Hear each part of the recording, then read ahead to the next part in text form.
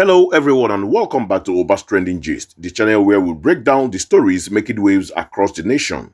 Today we are diving deep into the recent drama involving Fuji Maestro Wasiu, Ayinde, Marshal, formerly known as KWAM or K1 the Ultimate. You've probably seen the viral video of him in a heated exchange with some ValueJet airline staff at the Nnamdi Azikiwe International Airport in Abuja.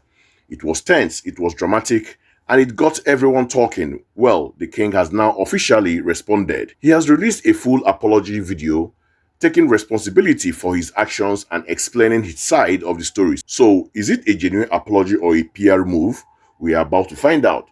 First, let us watch the full apology from K1 himself, so pay close attention to his words and his demeanor. Take a watch. Good afternoon, gentlemen and ladies of the press here present. My name is Ayinde Marshal, also known as K1 the Ultimate. I am here to make clarification of the incident that happened on the 5th of August 2025 at Nnamdi Azikiwe International Airport local wing while about to board aircraft from Abuja to Lagos. The incident is highly regrettable because I have contributed the better part of my life in the past 50 years to the growth and development of Nigeria, my country, art and culture, both in and out of the country.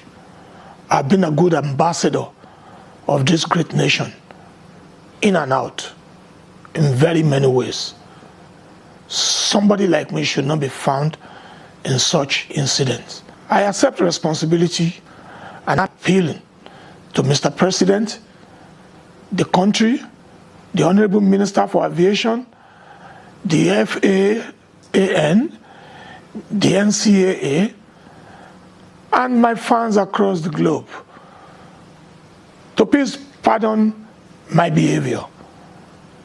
Number one, I passed through 2 checkposts and the content of my cup was screened. Need to say I have any content in the cup. Until I got to the lounge while awaiting the boarding of the aircraft, I pour water in it because of my health situation.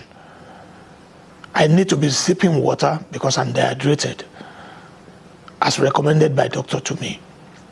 Like I said, I take full responsibility of all incidents. Once again, I seek forgiveness from Mr. President, the Commander-in-Chief of the Federal Republic of Nigeria, who is also my father and father of the nation, the Honorable Minister for Aviation, the pilot, the airline staff, passengers, and above all, my fans across the globe, my family, for the incident. My love for the country is unshakable. I am still the darling ambassador of our nation, and I'll continue to carry the banner of this great country everywhere all my life. Thank you once again. Please accept my apology. Alright, so you've just heard it directly from the man himself. Let's get into the analysis of what we've just watched. K1 did not hold back. He broke his apology down into several key points. First, the most importantly, he began with accountability. He used the word, "I accept responsibility," and the incident, "it's highly regrettable." He then went on to apologize to a very extensive list of people and institutions. Mr. President, who he referred to as his father, the Honorable Minister for Aviation, the Federal Airport Authority of Nigeria, FAAN, the Nigerian Civil Aviation Authority, NCAA, the airline itself, the passengers on that flight, and of course, his global fan base and his family. That's a very comprehensive apology, covering all the bases. Second, he gave his own version of events regarding that now famous cup. He claims that he passed through 2 separate security checkpoints with the cup while it was empty. He says it was only after he has been cleared and was waiting in the lounge that he poured water into it. This is a critical detail because it counters the assumption that he was trying to sneak in an unknown liquid onto the plane. Third, he provided a reason for his action, a health condition. He stated that he was dehydrated and, on his doctor's recommendation, needed to be sipping water constantly.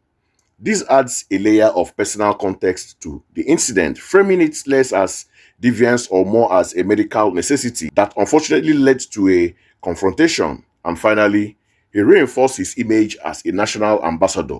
He reminded everyone of his 50-year contribution to the Nigerian's art and culture, positioning himself as someone who should be a role model, not the subject of such a controversy. Notice the tone, very measured, calm, and deliberate. A stark contrast from the heated moment captured in the initial viral video. So that's the breakdown, but now for my critical take. First off, I have to commend him for this.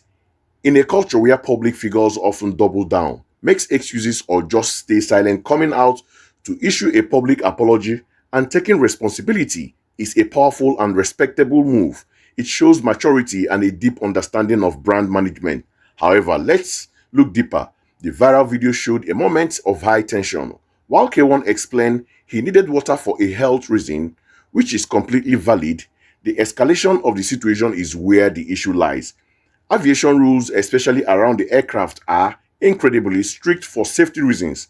It's likely the airline staff were simply enforcing a no open liquid on the tarmac or STS policy, which is standard procedure. This brings up the classic Nigerian "do you know who I am" dynamic. Even if he didn't say those exact words, the optics of a celebrity in a confrontation with service staff immediately brings that trope to mind. The apology directly addresses this by showing humility. He's trying to say, that's not who I am, and I am sorry it came across that way. My take is that this was likely a case of a communication breakdown. On one hand, you have a globally recognized figure with a genuine health need. On the other, you have airline staff who are trained to follow safety protocol to the letter, regardless of who the passenger is. Both sides probably felt that they were in the right, and that's a perfect recipe for conflict. This incident serves as a lesson for everyone. For public figure, it's a reminder that composure is key, even when frustrated. For airline staff, it's a lesson in customer service and de-escalation. And for the public, it's a reminder that there are always two sides to every story. And a 30-second viral clip rarely tells the full one. So there you have it, a viral moment, a strong and comprehensive apology, and a lots of lesson to learn about perception, responsibility, and the pressure of both firm and public-facing job. But what do you guys think? Was the apology enough? Do you believe his side of the story? Who do you think was more at fault in that moment? The artist or the airline staff? Drop your thoughts and your own analysis in the comment section below. I would love to read them. Don't forget to like this video, share it with your friends, and most importantly, hit that subscribe button and turn on the notification bell so you never miss out on the latest gist right here on Oba's Trending Gist. Until next time, stay informed and stay trending. Peace out.